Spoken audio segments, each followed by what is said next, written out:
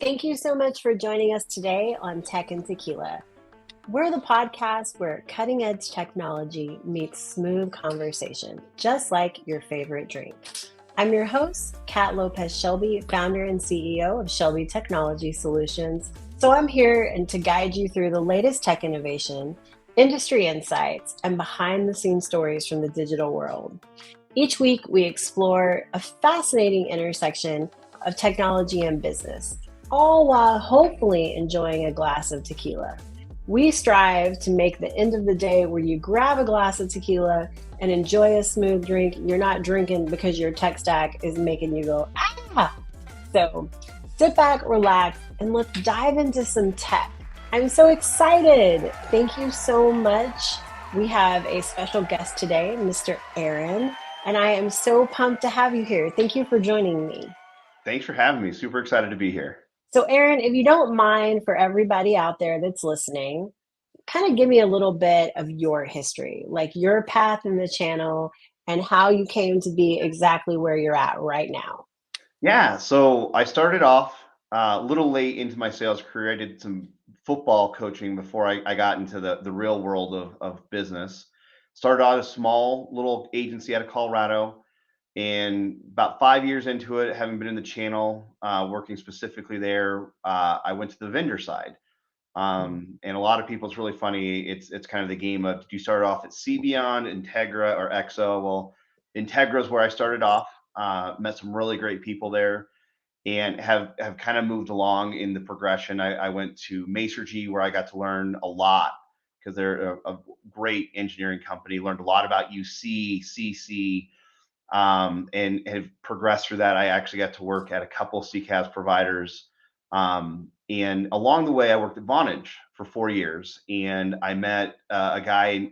He'll think that I'm bragging on him. He's a great guy. Kyle Johnson was the CRO at Vonage during my stay. He also was a channel chief for a little bit. And so we crossed paths there, and come to find out back in October of 22, he got a CEO job here at Smart Action. And I was like, holy crap, this is awesome. I'd love to reconnect. So I reached out to him, saw if he was doing anything with the channel, and he's like, actually, we need that. And so I was his first sales hire as the new CEO. And when he went through, that was the first person on the sales team he hired. And I'm running our channel here at Smart Action. So it's been pretty fun. I've been in the industry now 18 years. Mm-hmm. I used to have hair, but that was before all the stress of technology. Um, but yeah, it's been great, and I've been here just under a year now at the channel for Smart Action. No, that's really exciting. And I was super pumped to have you on here because Smart Action has, I would say, like a niche, like a nice fit, but it's exciting in the tech industry right now because there's so much going on. So, you know, Smart Action fits in that, especially with the AI and the adaption. But before we kind of dive deep into that, you talked about CCAS and you talked about um, host to voice or UCAS. But for someone who maybe those acronyms or those technology really is like, what are they talking about?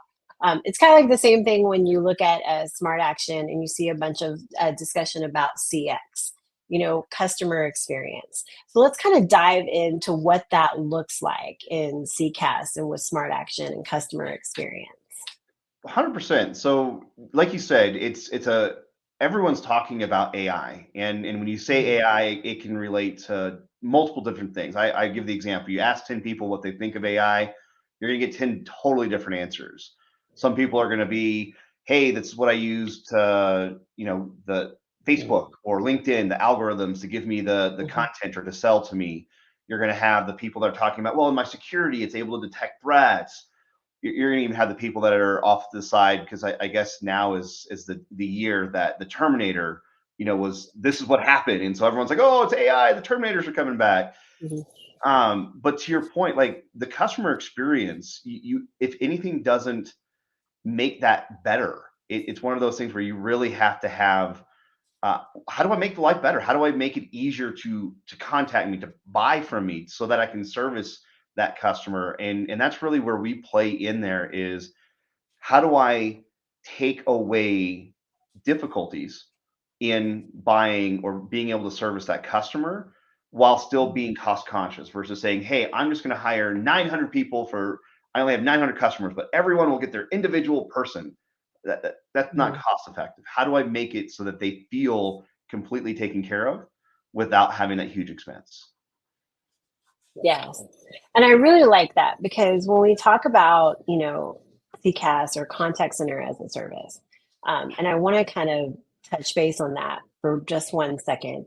But the AI side, we'll come back to it. I love talking about AI and artificial intelligence. I'm really excited about what Smart Action does. But let's talk about some things that just within the contact center are going on.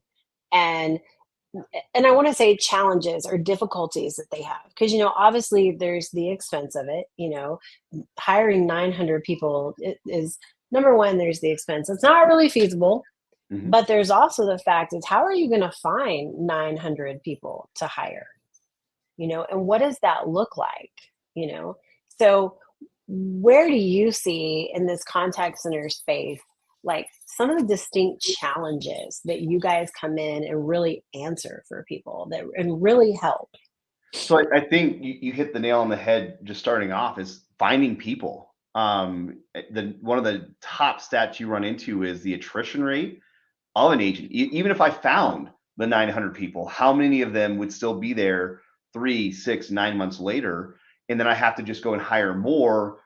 The cost of training them again, the cost of the scheduling of it. I mean, there's definitely the WFO, that workforce management Mhm. optimization part, but sometimes stuff happens and you don't have that ability to forecast. And so if something happens, like you look in the airline industry, weather hits, and all of a sudden we have 500 people on hold that you only had 30 people staffed up for because typically you had 30 calls. Okay, that sounds normal, but no one knew that this Arctic weather was coming in, and I mean, 2/3 of the country right now is freezing because of this.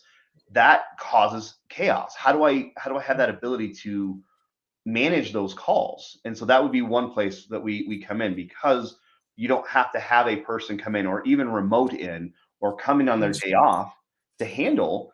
That's something that we love to have in terms of we can help with that volatility. Um, Even in seasonality, even if you can predict, I know for these 3 months my call volumes are going to spike. Do I really want to have to hire X amount more people just for 3 months, because it's not cheap to train them? And again, there's still that front line of defense in talking to your customer. I don't want someone who's here, they're only going to be here 3 months. That's tough. Like, I'll do Mhm. it because there haven't been many options. But even in a seasonality side where I can predict it, how do I make it much more consistent in that value? Um, One of our customers, we were at their national event, AAA, and they talked about like the Starbucks experience. Whether you're in Washington or Florida or New York, Texas, when you go get a Starbucks, you want it to be the same experience at any of those locations. You want to have that control of it. That's one of the things that makes Starbucks who they are, is you know what you're getting, even if you go to a different part of the country. Same thing. When I have a call come in, I want that experience to be top notch. And going back to your earlier, the customer experience, I want it to be the same and obviously good in that way. And it's really hard to do that when you have the fluctuation of staff.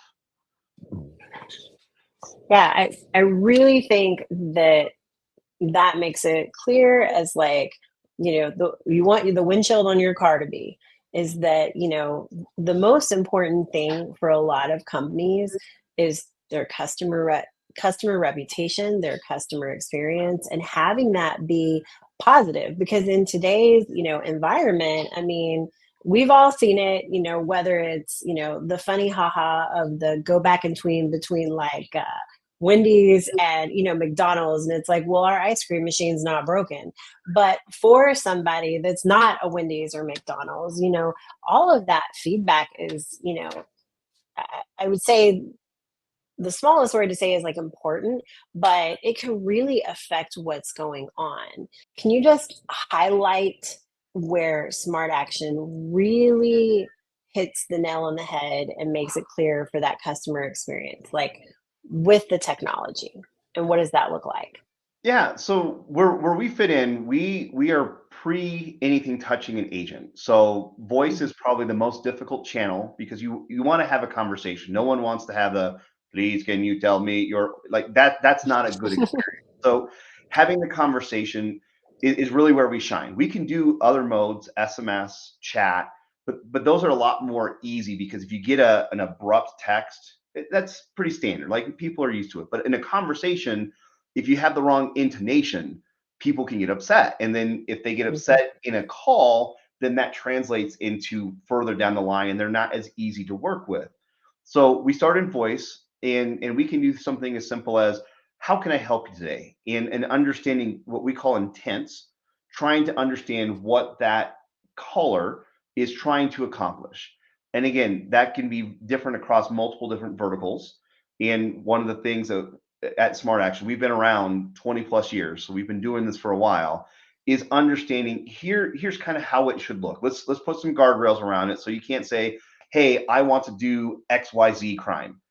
That's not something Mhm. we want to be answering. Like that's where you can get in trouble if you don't put guardrails around it. Mhm. But if I'm calling into a local retail area, hey, I'd like to find out the status of my order. I bought something from you, but I haven't been able to find out what it is.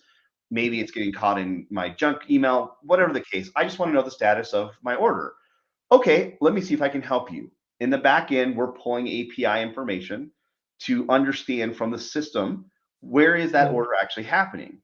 The great part is once I have that, I can then pass it out and say, hey, Kat, looks like your order should be delivered tomorrow between 5 and 7 p.m. Again, random example. But now, if that's all you need, you're done and you never had to talk to a human. And it doesn't matter if this is at 2 in the morning when I don't have people normally staffed, or if there's 700 people calling in because everyone's worried with the weather. Oh my gosh, is my order still coming? And so those are places where we can offload traffic from a human that's Mhm. costly and resolve what you are looking for and make you happy. And then you go the next step to a little bit more complex. You look at a hotel. Hey, I need to get a hotel reservation. Okay, what dates are you looking at? And negotiating back and forth versus it just being a step one, step two, step three. Okay, everything's happy. It's, hey, Kat, what were you looking for? Oh, this weekend. Mhm. Okay, let's see what we have there. Was there any place that you had in mind? Yeah, this specific hotel of yours. Awesome. I've got three different room types available. Which of the three rooms would you like? And having a conversation about it versus it just being very kind of in a square box, right? Like making sure you have Mhm. that ability to go back and forth. Or maybe it's like, I don't necessarily have a date specific, but what about sometime in February? Are there any dates available for 2 nights in February? Here are some dates available. Do any of these work for you? And again, that's a back and forth and querying what is actually available real time to what's happening in that conversation and being able to adjust. So those are Mhm. places where we can offload. An even simpler one is you look at healthcare in authenticating. HIPAA being a really important part of it, there's certain things that you are allowed to know and certain things that you're not ever supposed to give out. That personal information, right? The PII. So what we can Mhm. do is we can authenticate, hey, Kat, I see that you're calling on the caller ID that I recognize. Can you give me a couple more pieces of information? We go through, validate it with the system of record. And then at Smart Action, we don't remember that information. So we don't have any of that. So it stays within the HIPAA compliance. And now when I transfer you to an agent because you need to know about XYZ doctor, it's already been authenticated. You don't have to waste the 2, 3 minutes to find out that it really is. And that human can do the even more complex solution of talking through, what the doctor does or any of that part of it. So those are just some examples of where we kind of fit Mhm. in. And again, this never has to touch a human. So the cost of that is significantly reduced. And I don't have Mhm. to worry about if there's 50 people calling or only one. I'm able to handle both situations. Mhm. Well, and I, I feel like, as somebody who's had to call into customer service, I mean, just like yourself and just like people listening, we've all had the experience where it's either you're like, just let me press zero and figure out what I'm doing. But the flip side to that, which correct me if I'm incorrect, where I think smart action really helps is for those quick, tasks that just need to be completed, like balance or, and I'm thinking more because I was watching some of Smart Action's YouTube to get different examples to get the questions flowing is, the quick things that you just want to be like, hey, what's my balance? Or I need to change my pin. Or, it can be something as, okay, I want to, there was an example of like an electric company. I want to disconnect my service here on this day. And it went through the whole process, and obviously you can listen to it. It's definitely not robotic. Like we're not talking like transformer voice back in the day, like, it's very much like you're talking to somebody. So that leads to, where does this fit? Like, is this where someone has, I guess maybe it's like, what is the call volume? What is the ideal spot where Smart Action really, you're like, here is where we answer, like where we answer the call. So if you're the CTO or you're the person in charge of customer reputation, of marketing, or where does Smart Action fit into that? And you're like, all right, I'm bringing them to the table so that they can answer this. So typically what we found is call it 5 years before, like prior to COVID, only enterprise companies had something similar to this. There's a very hard barrier of entry because of the cost Mhm, to build it. Fast mhm, forward to today, what we found and where Smart Action really is focused on is that mid-market space. We handle mhm, enterprise, and that's great. And there's definitely like, I mean, AAA is a very large organization, mhm, but it's been able to, because the cost of entry has come down so significantly. Mid market is now being able to look at that. And when I talk mid market, I think of 100 employees or larger, probably about to 5,000, and then 5,000 you become more of the enterprise space. But mhm, in that mid market, and we have, what's really cool is we just built a document that gives people some questions, like, here's some questions just to answer. And if you have 3 or 4 of these questions that you're like, wait a second, that really resonates, that's mhm, where I'd say have a conversation. But it comes down to, are there things that you have agents, or not even call center, just people at the front desk that answer consistently? To your point, balance inquiries are very easy. Is it like scheduling? Like in mhm, hospital systems, you have the person that's responsible for making sure everything's going smoothly in that doctor's office is also mhm, sometimes answering the phone, and they're like, "Hey, can you please hold?" And then you're on hold for 20 minutes because you have all this stuff going on. And so you come back and you're like, "Okay, how do I make that interaction less difficult so so you and I can have the conversation in person while the scheduling is being taken care of in the background, and not dropping the customer service experience." I don't want people saying, "Well, I don't want to talk, they don't want to talk to me." I'm like, "No, I want to make sure we can bring you in, because that's what's more important, is you coming into the office, being seen, taken care of." I don't need someone to take that scheduling part. Um, mhm, so I think, to someone out there listening, it really is finding what repetitive tasks are happening. Do you have that scheduling concern where, again, whether it's because of weather or things outside your forecasting ability, where you have high hold times? Can we help with that? Looking at the staffing, even if you can predict, is there a way that you can do it a little bit more quickly, right? In terms of, I don't need to hire people for the 3 months of summer. I can just have an automated virtual assistant take care of some of those things. So my staffing concerns aren't. It's funny to me, there most customers nowadays that are above that 100 employee, I think we could find a use case in terms of helping out. And what's great is we'll build an ROI for that specific customer. I can give you the, hey, in 90 days we saved $1 million stat. Awesome.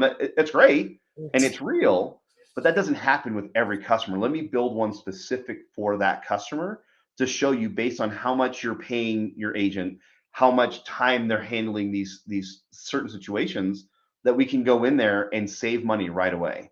No, and I think that's awesome what you were talking about because those are great examples of where Smart Action fits and how, like, smoothly to integrate it. Say for like someone like my mom who's almost 80 years old, I'm going to tell you right now, if she could find a Southwestern Bell telephone book somewhere to contact people at, she would. It's kind of like when you're in the car and you're like, well, let me pull out the map. Hold on, Indiana Jones. We don't need the map today. You have it in your phone.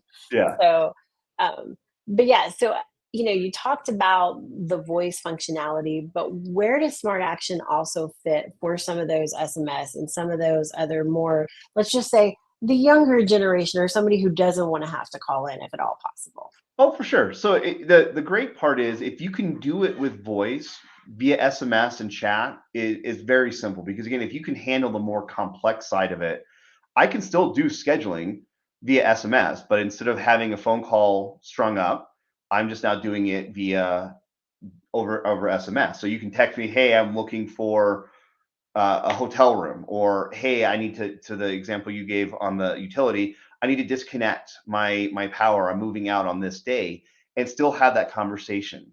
There's definitely other use cases with SMS because to your point, some people won't answer the phone. So in a collection side of it, or even not to the point where collections is that bad word like, oh, I'm past due. It's more of a I have a mortgage and I can have a text message sent to me from my bank saying, "Hey, Aaron, your mortgage is due on the 5th. Would you like to go ahead and pay that ending in count 1234?" I can then go and say yes. I'm like, all right, let's just validate two more pieces of information to make sure that it's legit. Off we go. And then now I've paid my balance. Or, hey, we have a new promotion on this. If you pay X amount, you get, I mean, all kinds of different things where you don't have to have a human doing it. You can send it out via text. You can even do confirmation of text. Hey, I've got a tech coming out tomorrow between 8 and noon.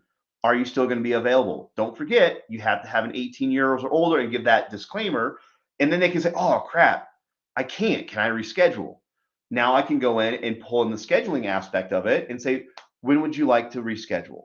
And so now I can make sure that my texts aren't going out to empty visits and I can reschedule them and still keep that original customer in a good spot because we all know we've had those times where we're like, crap, I forgot about the pest control guy that was coming out and my dogs are in the backyard, so he's not going to be able to get in. I still want the pest control. I forgot. I had to go to the kids' school or whatever that case is. And so being able to get both the customer experience better and the company able to retain money because their tech isn't wasting time. As we look, let's say, because I always like to talk about like trends going forward within this space. And, what do you see as the biggest trend moving forward for 2024 within contact center, within AI, with smart action that you see going forward? I mean, truthfully, I see a lot of it coming into is the automation is increasing in customer experience, specifically in that I call it the less than monopoly stage. When you get to the point where you have like the Apples and the Googles, and Apple tends to be decent in customer service, but the reality is, what other choice do you really have? And you look at that in the carrier space. I'm sure you've seen that many times. You look at it in the big store, like you go to the grocery store where it's the Kroger or the Albertsons, like the customer experience isn't as important. They'll say it is, but you realize it's much harder to get a hold of someone at that really large because what other choice do they have? When you're in a much more competitive space, I truly see people utilizing the ability to service you on whatever medium you want, whether it's voice, whether it's SMS, whether it's like how can I get to my customers so that my experience really is better when I have 10 people fighting for that same customer. AT&T, Verizon, T-Mobile, it's six one half dozen the other. You've got the I hate them, I love them, and 6 months later it's all going to switch again. And now I hate the people that I used to love, and it's not going to really matter as much what that experience is because there's Mhm. only three options. You come into Mhm. the hey, I'm 1,000 employee company. I've got five other companies that look just like me trying to compete for that business. How do I differentiate? So I think you'll see a Mhm. lot of that. Um, and again with the struggle with the work from home and the like everyone's being called back into the office in droves, how is it that I can give any kind of relief to those people that are really good that I want to keep, and how do I make their lives easier? And again, the attrition rate at a call center or contact center is tough because their jobs aren't easy. So we've talked about how Smart Action can help with customer experience, and we've touched base on the different generations and how to improve that. But what do you really see as like the biggest trends moving forward? Especially in like the contact center and the AI, and even with Smart Action, like what do you see coming up in the future? So I think there will be a higher adaptation of AI just because we've had so much more exposure to it. I think kind of like with taking the phone system and moving it to the cloud 10, 15 years ago, there was a lot of it was like, no, no, no, we're going to stay with our phones that are I have to have it here. I have to be able to touch it. And you saw that general move, and now everyone almost has phone systems that are in the cloud.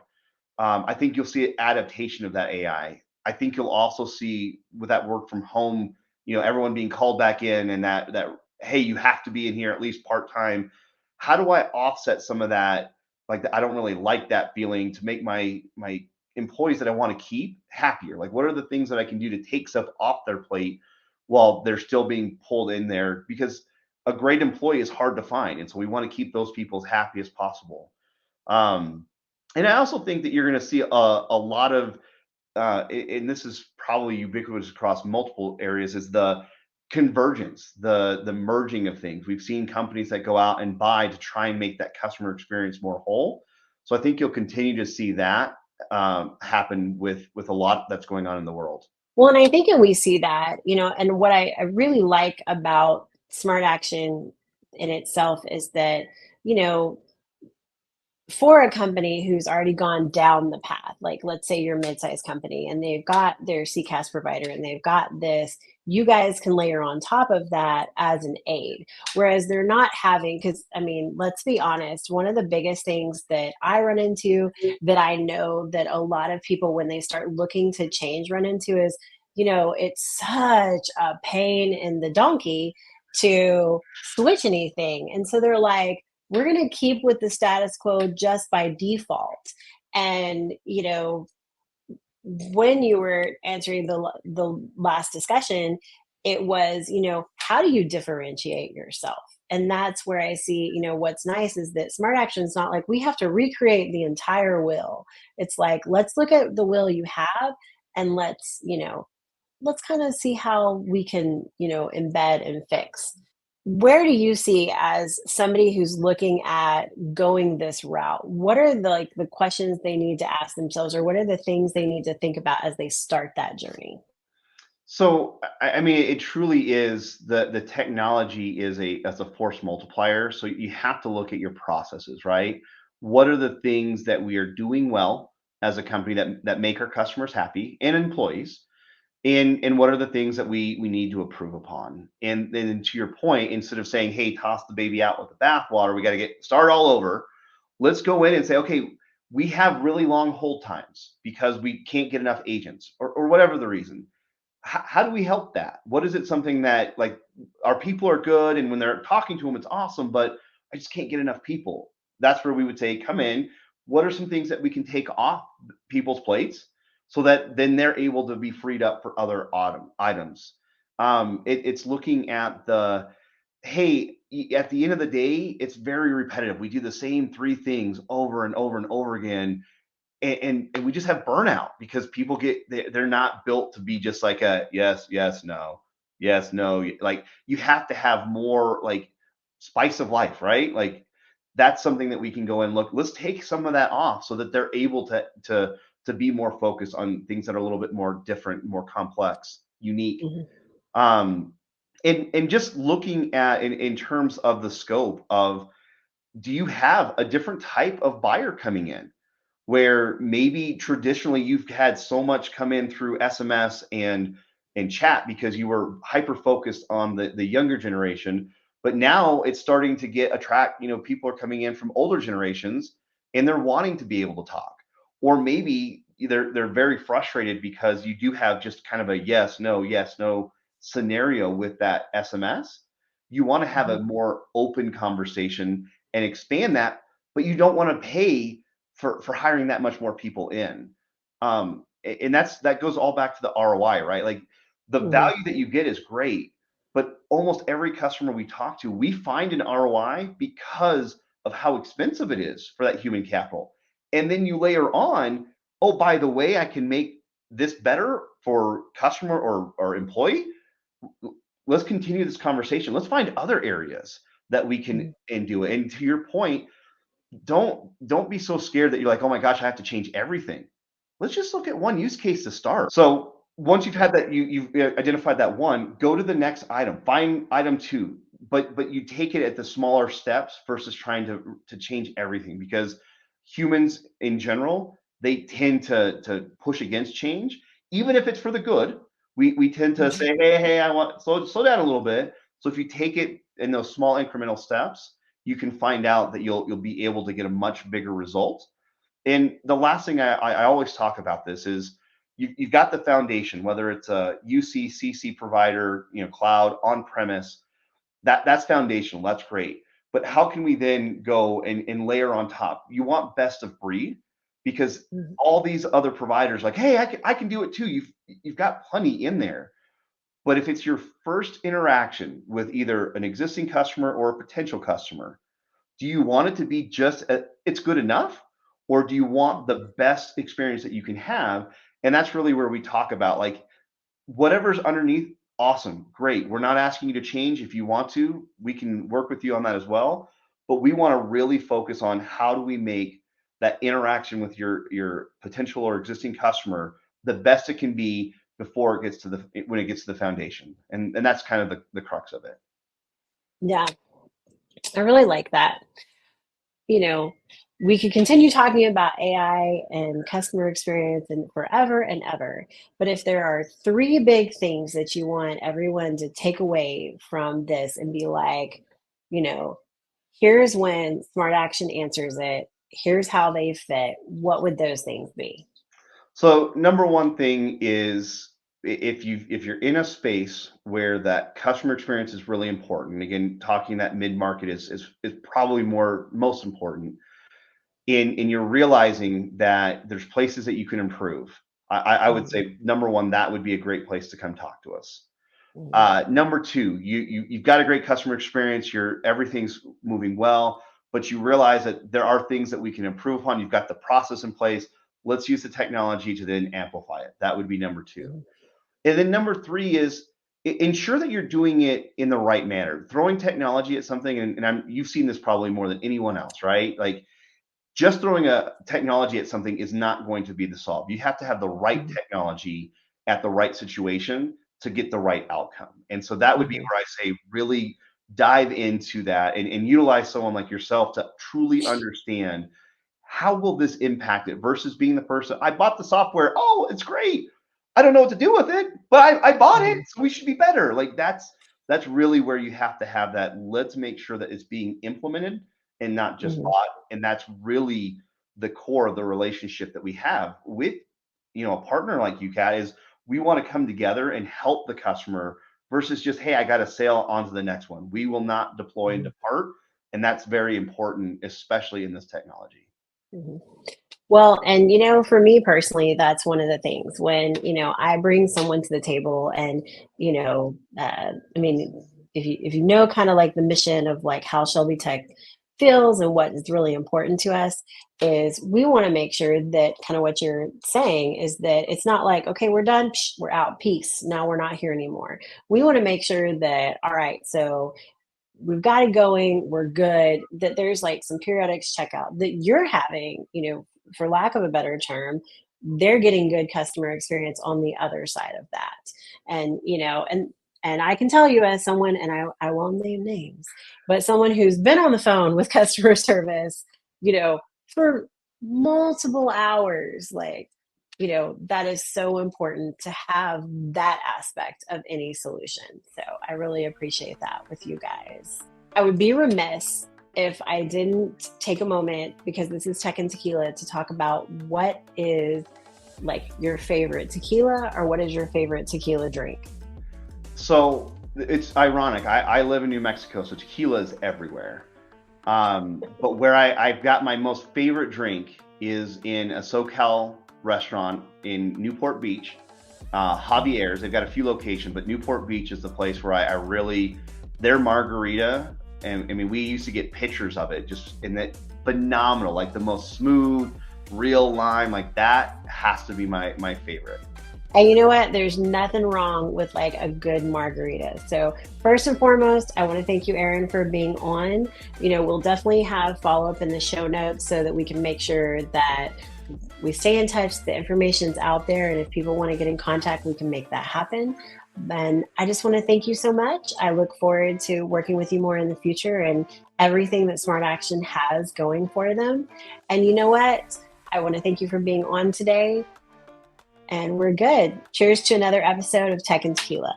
Thank you. Thank you. Thank you so much for tuning in to today's episode of Tech and Tequila. I hope you enjoyed our conversation today. To stay updated about all things tech and more, don't forget to visit us at our website, shelbyts.com. If you loved what you heard, remember to show your support by liking, sharing, and subscribing to our podcast. Your 5-star ratings and reviews mean the world to us and help us to reach more listeners just like you. So muchas gracias again for joining us with Tech and Tequila. Thank you so much. You learned a lot about tech, and maybe you had a nice drink of tequila.